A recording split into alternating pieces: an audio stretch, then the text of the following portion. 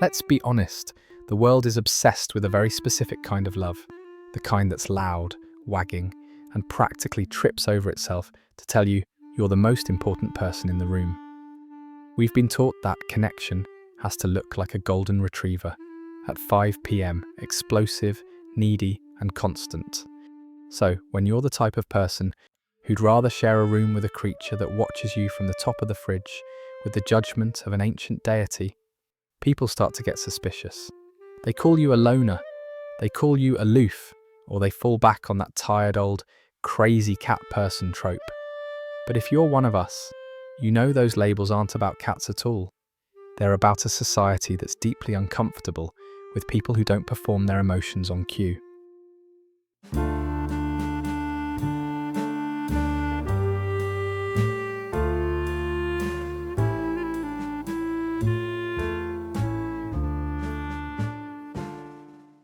Your love for cats isn't just some random quirk or a sign that you're antisocial.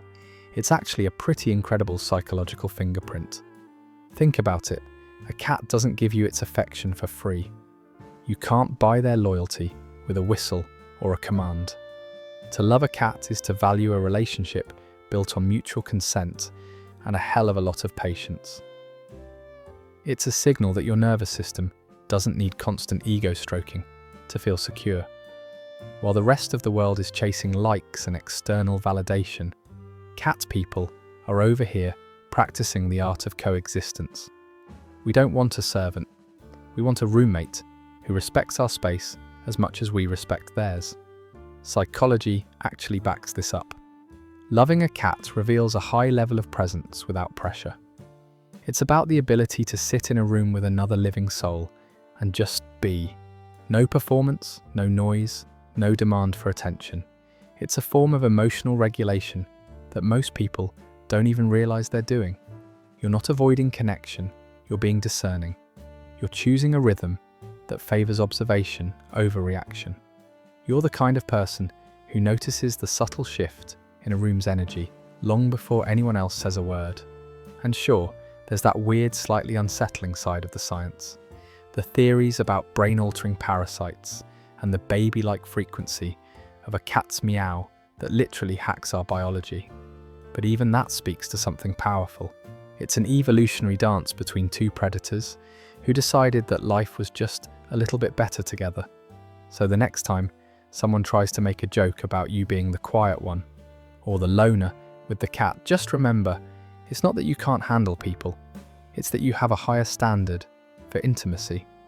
You understand that the deepest bonds aren't built on noise, but on the silent, steady respect for each other's autonomy.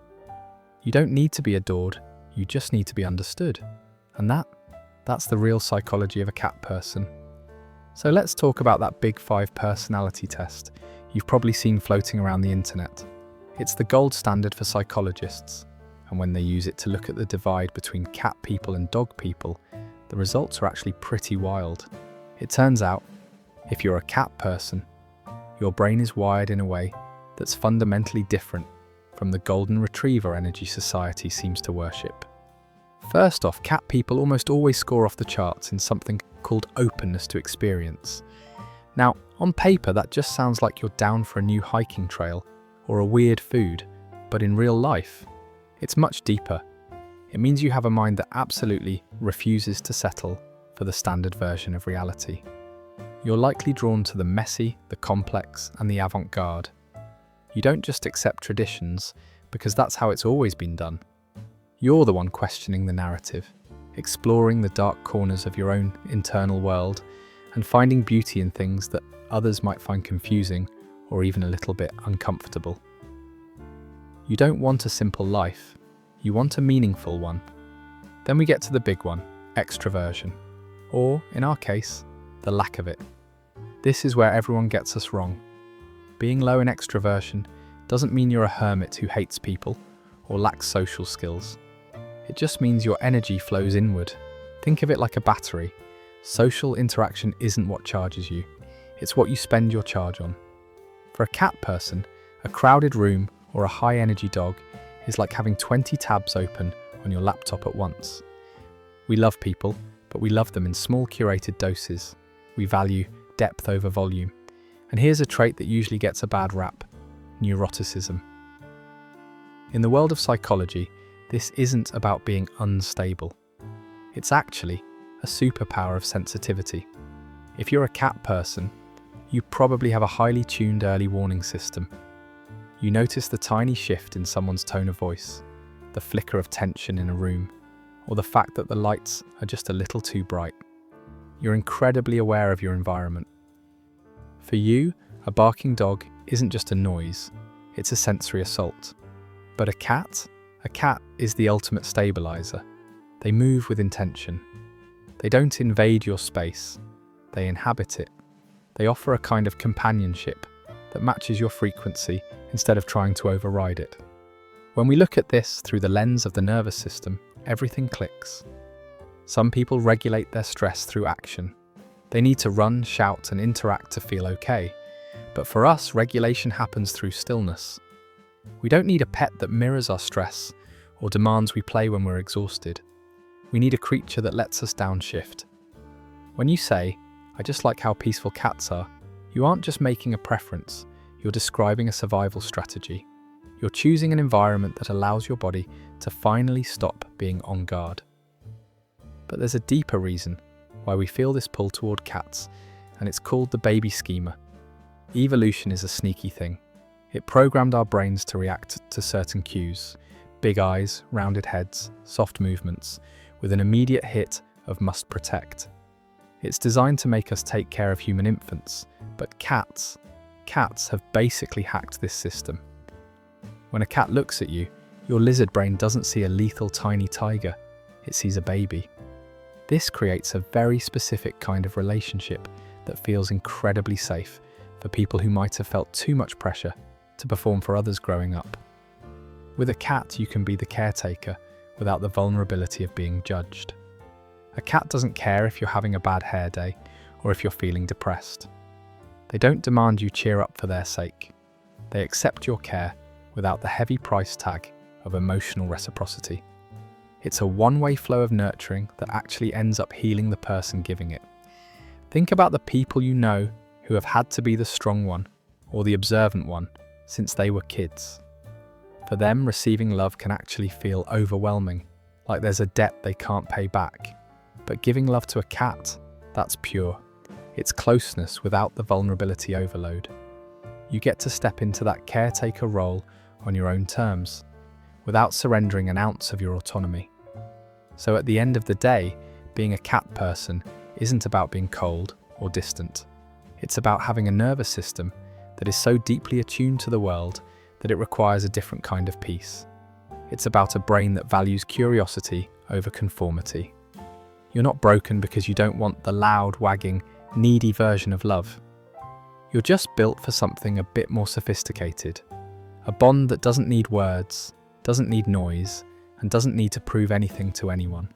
You've found a way to be alone together, and in a world that never stops talking, that might be the most powerful connection there is. So, we've talked about the big 5 personality traits, and the way our nervous systems seek out a specific kind of quiet, but there's a deeper, almost physical layer to this bond that most people completely miss. Have you ever noticed how the air in a room seems to change the second a cat starts to purr? It's not just a cute sound, it feels like a physical shift, like the volume of the world just got turned down a notch. Before you even have a conscious thought about how much you love your cat, your body is already reacting to a frequency. Science tells us that a cat's purr vibrates at a low, rhythmic range that hits our nervous system like a biological reset button. Long before your brain registers comfort, your heart rate starts to level out, your breathing deepens, and those jagged stress hormones begin to dissolve. For those of us who live in a state of high alert, always anticipating the next deadline or social obligation, this is actual medicine. A purr fills the room without invading it. It's a steady, grounding hum that tells your lizard brain, nothing is required of you right now. No action, no vigilance, just stay. This is what we call co-regulation. Your cat is literally lending you their calm, and your body is accepting the gift before you've said a single word. And for many of us, This bond feels safe in a way that human relationships often aren't. Let's be real. Human connection is a marathon of unspoken demands. We're constantly being asked to explain our feelings, match someone else's energy, or reassure them of our loyalty. Even affection can feel like a high-pressure negotiation. Cats don't operate that way. A cat never assumes they have a right to your headspace. Their affection is offered, never imposed. When a cat chooses to sit on your lap, they aren't demanding a conversation or an emotional performance. They're offering presence without pressure. And when they decide to leave, they don't require a justification. This mutual respect for boundaries is rare. For anyone who's ever felt overstimulated by the neediness of the world, a cat is a masterclass in consent. They teach us that love doesn't have to cost us our nervous system to be real. Now, I have to bring up the part that might make you a little uncomfortable. Have you ever wondered if your attachment to cats isn't entirely your choice? There's this microscopic parasite called Toxoplasma gondii. It can only reproduce inside a cat, but it's remarkably good at hijacking the brains of other animals to get back there, like erasing a mouse's fear of predators. Some researchers suggest it might subtly influence human behavior too, perhaps nudging our brain chemistry to be more fond of felines. It's an unsettling thought, right? That a tiny passenger could be pulling your heartstrings. But even if there's a biological hack involved, does it make the comfort any less real?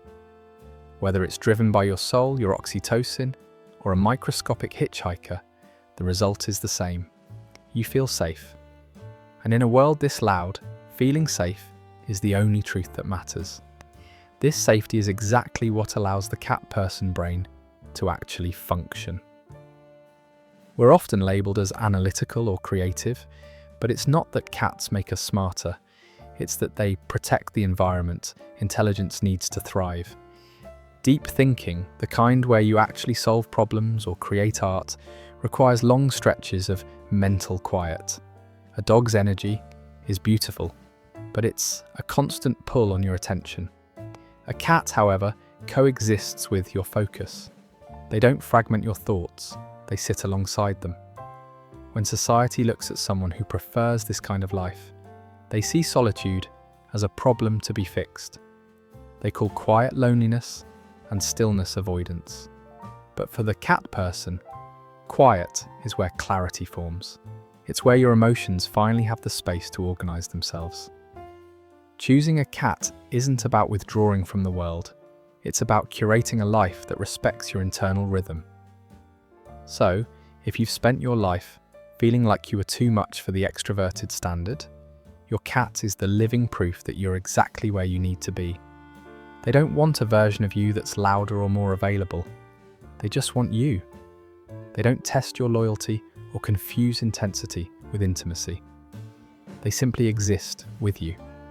And for some of us, that quiet, steady companionship is the only thing that allows us to feel human again. If any of this put words to something you've always felt but couldn't explain, you're definitely in the right place.